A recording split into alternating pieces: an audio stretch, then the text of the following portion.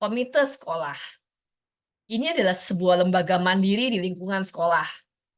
Komite ini punya peran yang sangat penting untuk peningkatan mutu pelayanan sekolah. Tugas komite sekolah adalah memberi pertimbangan, memberi arah, memberi dukungan pada sekolah. Dukungan dapat berupa tenaga, sarana, prasarana, pengawasan pada satuan tingkat pendidikan. Komite sekolah beranggotakan orang tua atau wali beserta didik, komunitas sekolah, tokoh masyarakat yang peduli pada pendidikan. Ada hal-hal yang perlu kita kritisi. Jabatan orang tua, wali, atau keluarga beserta didik sebagai anggota komite sekolah dapat berdampak kedekatan mereka dibandingkan para orang tua yang lain.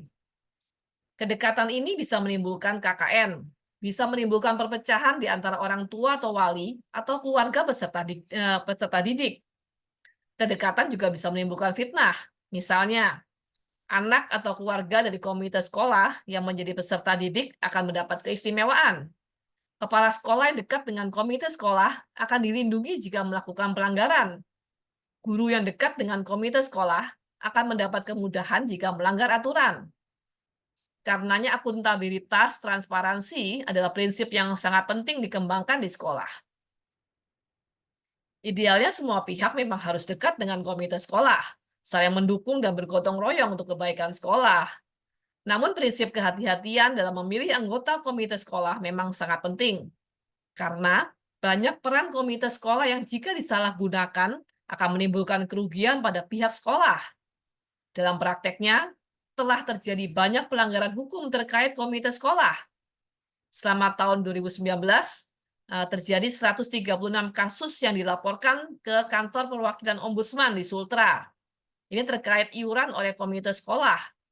Laporan utama adalah maladministrasi, yaitu iuran komite sekolah kepada siswa, dengan mematok nilai yang harus dibayar, disertai sanksi bagi siswa yang belum membayar iuran tersebut. Tentunya jumlah pelanggaran jauh lebih tinggi dari angka 136 kasus. Hanya yang dilaporkan sedikit ya. Pilihlah mereka yang sungguh-sungguh punya integritas dan keberanian, punya komitmen untuk memajukan sekolah, memajukan semua unsur pendidikan, paham tujuan pendidikan nasional, mencerdaskan bangsa sesuai Pancasila dan konstitusi. Pilihlah mereka yang punya keberanian dan punya sikap arif, sikap yang adil untuk menghadapi segala persoalan di sekolah. Dasar hukum komite sekolah adalah Peraturan Menteri Pendidikan dan Kebudayaan Nomor 75 Tahun 2016. Peraturan ini dibuat dengan tujuan merevitalisasi tugas komite sekolah untuk meningkatkan mutu layanan pendidikan.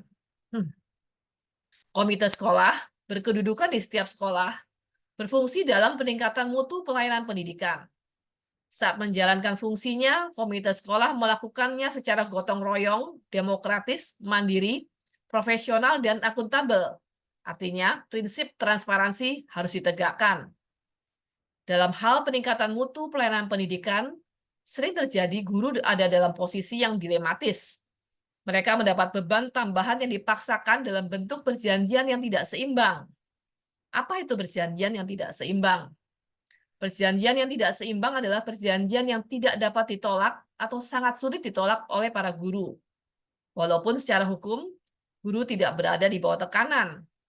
Namun tidak dapat dipungkiri bahwa secara struktural posisi para guru lemah. Bagaimanapun juga, profesi guru kerap menjadi mata pencarian utama dan satu-satunya bagi para guru.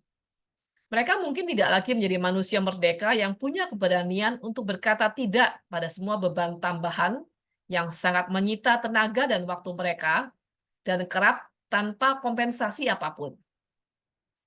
Budaya sungkan dan pembingkaian bahwa beban tambahan itu adalah untuk kemajuan sekolah atau kemajuan peserta didik, membuat para guru tidak bisa berkata tidak. Adalah tugas komite sekolah melindungi para guru dari tekanan yang tidak adil. Adalah tugas komite sekolah untuk membuat para guru bisa meningkatkan kemampuan dirinya, bisa studi lanjut, mendapatkan fasilitas untuk mereka bisa meningkat secara intelektual, secara ekonomi, maupun secara sosial. Posisi tidak mampu menolak tugas tambahan bukan hal yang ideal. Guru yang bekerja di bawah tekanan, lambat laun, tapi secara pasti, kualitasnya akan menurun. Ia akan kelelahan, stres, dan hal itu pasti akan mempengaruhi pekerjaan utama mereka dalam hal ajar mengajar, mendidik para peserta didik. Penambahan pekerjaan kerap dilakukan tanpa memperhitungkan keadaan guru sebagai seorang manusia yang punya beban hidup, punya keluarga, punya rasa lelah, dan juga punya masa depan masing-masing. Komite sekolah dibebani harapan untuk mensejahterakan sekolah. Prestasi mereka akan diperbandingkan dengan komite sekolah lain atau komite sekolah yang terdahulu, terutama di bidang pencapaian ekonomi. Padahal tugas utama komite sekolah bukanlah meningkatkan ekonomi sekolah, tugasnya adalah memberi pertimbangan, arah, dan dukungan pada sekolah. Oleh karenanya di dalam realitas sosial, komposisi anggota komite sekolah itu seringkali diutamakan adalah mereka yang berada di kelas atas secara ekonomi. Padahal pemilihan berdasarkan kelas ekonomi bisa jadi adalah pengabaian terhadap unsur moralitas atau prinsip pendidikan.